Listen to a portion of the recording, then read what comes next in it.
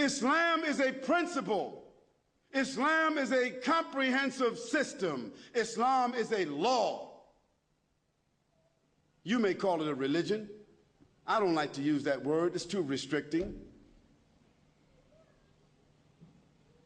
When we say religion, a whole lot of things just come up in the mind from all the movies and books and things that we've read. Religion seems like kind of restriction, like a suit you might wear, like going into some place like it might be to some people virtual reality. You've heard of that, right?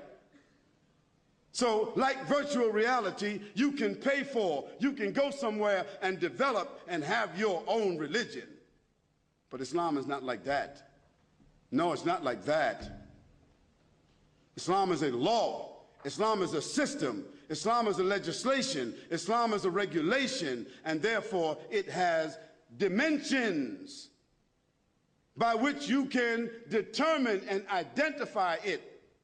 Now, a Muslim is an individual who makes the profession that they belong to or they are attached to that system. Do you judge a system by the people who say that they are a part of it? No, you don't. And that's why they have what they call disclosures. So that if somebody works for my company and they do something wrong, my company will not be liable. Is that correct?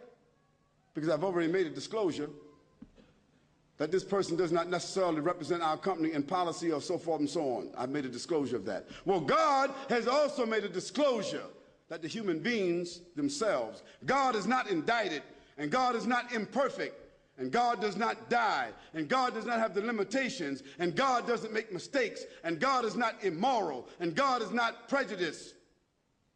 But some Muslims are.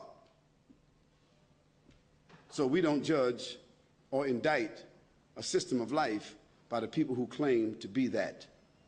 We would not indict Jesus Christ by what Jim Jones did some years ago. We would not indict Jesus Christ by what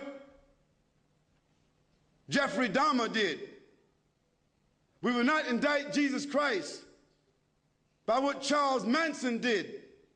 We would not indict Jesus Christ by the Oklahoma bomber. What was his name?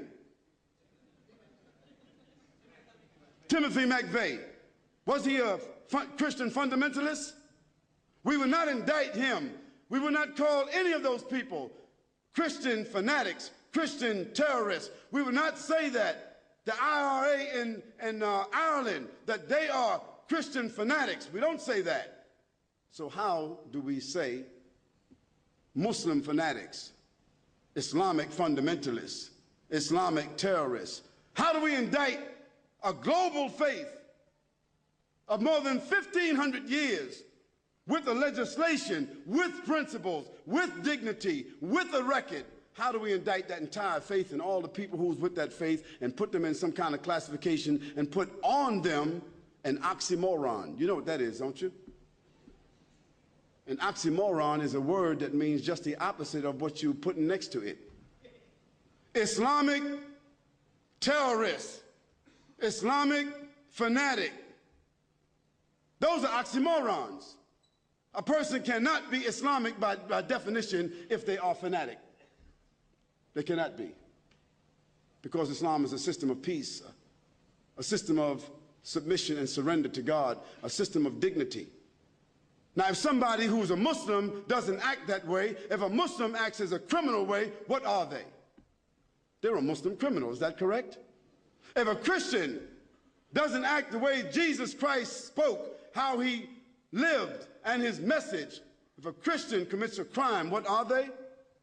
A Christian criminal. A Jewish person commits a crime, what are they? A Jewish criminal. A Buddhist, a Hindu, or anyone else that commits a crime, they are what? Criminals. But you don't indict the faith because of the criminal, do you? If that were the case, America, Great Britain, France, Germany, all the so-called advanced nations, they got more criminals wearing suits than all the criminals that are in jail. They would all be criminal governments.